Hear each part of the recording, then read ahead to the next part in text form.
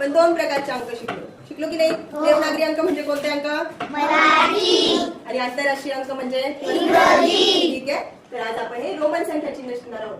खूप पूर्वी हे रोमन अंक वापरायचे बघा. जेव्हा अंक नव्हते ना तयार झालेले तेव्हा रोमन हे संख्या चिन्ह वापरायचे. ते युरोपमध्ये तिकडे लोक वापरायचे. सध्या ही वापरत नाही पद्धती, पण आपल्याला एक्झामला किंवा घड्याळात पण असतात की नाही अंक? असतात की नाही?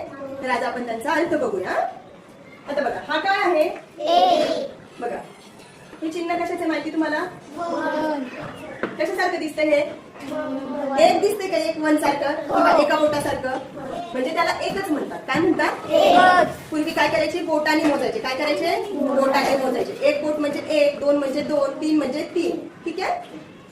आता बघा हे कळायला याला एक म्हणतात. ते एक रेषा आहे उभी, किंवा याला आपण इंग्रजीच्या आयसारखं पण म्हणू शकतो की नाही? आता बघा हे चिन्ह एकमेकांसमोर आले ना तर अधिक होतात. काय होतात? ही एक रेष आणि आणखी रेष किती झाल्या? 2. म्हणजे 1 अधिक 1 किती रेषा झाल्या? 2. म्हणजेच मग याच्यासाठी काय येणार तुम्ही सांगा? किती रेषा येतील? 2. किती आल्या? 2. याच्यासाठी किती येतील? 3. आता लक्ष द्या. ह्याच्यासाठी किती येतील? 4. ठीक आहे. मी काल शिकवलं होतं. काल बरेच जण म्हणजे शाळा खूप जण आले नव्हते आणि बरेच जण विसरले, म्हणून आज पुन्हा घेते. आपण आधी 5 बघूया. काय बघूया? हा काय दिसतो रे तुम्हाला? व्ही आहे की नाही?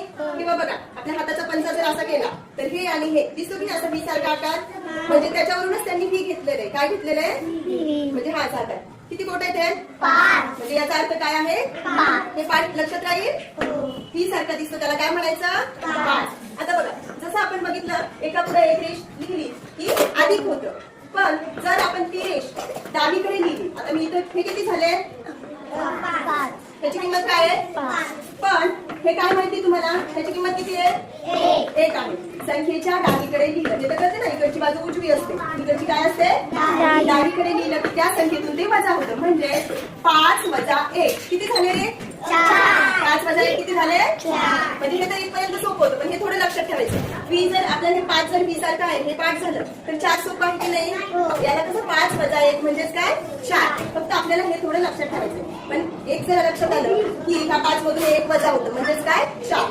आता 6 काय असेल सांगा बरं?